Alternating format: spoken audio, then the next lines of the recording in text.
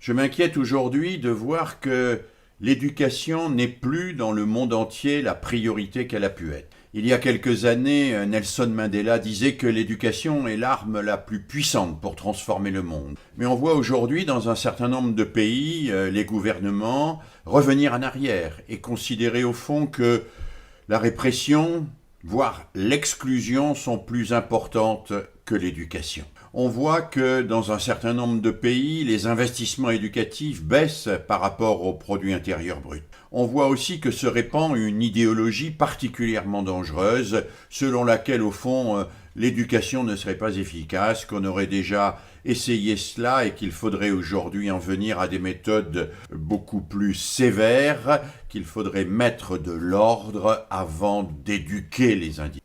Eh bien, ceci me préoccupe beaucoup. Ceci me préoccupe beaucoup parce que les progrès de l'humaine condition se sont toujours effectués en lien avec le pari positif dans l'éducation des êtres. Le pari que tous les êtres sont éducables, que tous les êtres peuvent grandir en humanité. Alors bien sûr, nous devons lutter pour réhabiliter l'éducation, pour réhabiliter la formation aujourd'hui. Nous devons lutter pour dire que les professeurs, les éducateurs, les éducatrices sont particulièrement indispensables, sont des êtres absolument essentiels dans le monde présent pour préparer ensemble notre avenir. Alors pourquoi peut-on s'inquiéter ? Eh bien, il y a un certain nombre de songeries technologiques que vous connaissez bien et qui arrivent aujourd'hui en force. Vous avez entendu parler de ce fameux paradigme de l'école efficace qui en réalité réduit les élèves à des machines capables de remplir des questionnaires à choix multiples